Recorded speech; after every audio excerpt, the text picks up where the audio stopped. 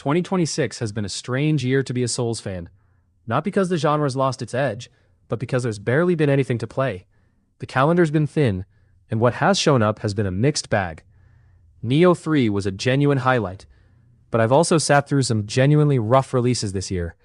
So, when a review code for Mortal Shell 2 landed on my desk, I'll be honest, I braced for impact. The original 2020 game had some genuinely cool ideas, namely its novel hardening mechanic. But it was far from a world beater. It was a double-A experiment that just barely did enough to justify a sequel. If you had told me back then that its follow-up would turn out to be the absolute best Soulslike I've played all year, I would have raised an eyebrow. But I'll go one step further. Mortal Shell 2 isn't just good for a budget sequel. It runs heavyweight titles like Lies of P and Lords of the Fallen dangerously close. This is a developer finally realizing its potential, and officially stepping out of From Software's shadow. Let's get one thing straight. I've never needed a cinematic masterpiece of a story to enjoy a Souls-like. This genre lives and dies on its world design and moment-to-moment combat. If the narrative happens to be engaging, cool, that's a bonus. Mortal Shell 2 handles its lore in classic Souls fashion. You play as the Harbinger, an enigmatic undead entity tasked with gathering the lost ovums of your master to cleanse a dying land of corruption. Beyond that initial setup, there isn't a ton of complex narrative connective tissue to track. You're essentially moving from one corrupted gate to the next, collecting glowing eggs without always fully grasping why.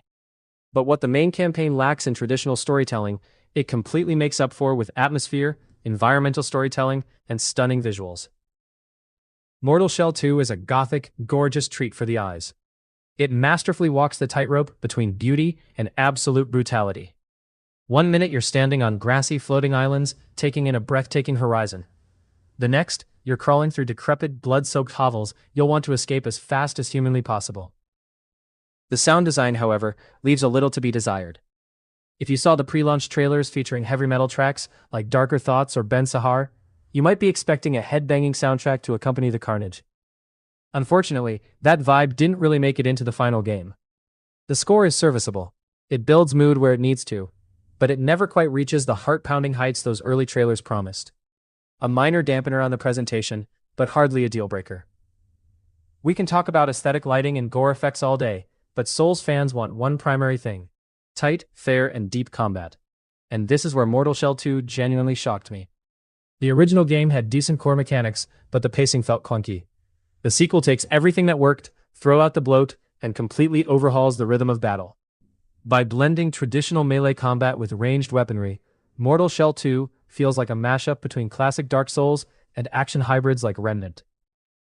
Literally bringing a gun to a sword fight has never felt this satisfying. Your shell still acts as both your armor and your primary defensive gimmick. But when you combine unique shell abilities with customizable sidearms, melee weapons, and tar stones, the build depth here is ridiculous. It grants you the freedom to play with the aggressive dynamism of Bloodborne or the methodical patience of traditional Souls. It's fluid, visceral, limb-chopping fun. And despite giving you a massive toolkit, the game manages to stay brutally challenging and balanced throughout. The last time I genuinely felt this rewarded just exploring a dark fantasy world was Elden Ring. Now, Mortal Shell 2 isn't a massive seamless open world, but it adopts a clever semi-open hub structure. You're given 6 distinct linear pathways that you can tackle in almost any order, littered with optional side routes along the way. The map layout constantly entices you to check every hidden corner. More often than not, that curiosity is rewarded with a game-changing tar stone, a new weapon, or a shell that completely transforms your build. Even the side dungeons deserve a shout-out. Instead of repetitive, copy-pasted caves, almost every dungeon here acts as a short, bite-sized loop built around a specific gimmick, whether that's a light spatial puzzle, a sudden cave-in event, or a tight gauntlet of elite enemies. If I have one major complaint about exploration, it's the bizarre scarcity of checkpoints. The long stretches between save points force you to get exceptionally good at resource management, but it also leads to some unnecessarily tedious corpse runs when you catch a bad death. Note, our review build was completed prior to a substantial Day 1 patch aimed at tuning boss aggression and health pools. While baseline stats may change at launch, core attack patterns remain the focus of our critique. This brings us to the game's biggest stumble, the boss fights. If world design is one pillar of a great Souls-like, memorable boss encounters are the other. Sadly, this is where Mortal Shell 2 falls flat on its face. The boss encounters simply aren't that challenging. Not because they don't hit hard, but because their attack choreography is far too easy to read. Out of the entire roster, I can count on one hand the number of times a boss actually forced me to sit up, reevaluate my strategy, and try again. Making matters worse, the game relies far too heavily on recycling basic field enemies into boss encounters for side areas, diluting the impact of major milestones. And because the player build options are so ridiculously strong, it's incredibly easy to accidentally construct a build that completely trivializes these encounters. A great Souls game should break your spirit before it grants you victory. In Mortal Shell 2, I routinely faced stiffer resistance clearing out trash mobs on the road to a boss than I did fighting the actual boss itself. Mortal Shell 2 is a massive, shocking leap forward for Cold Symmetry. It takes a AA franchise with potential and transforms it into one of the most mechanically rewarding, visually striking Souls-likes in recent memory. Its boss encounters might lack the sadistic tooth-and-nail challenge veteran fans crave, and its sound design misses a beat.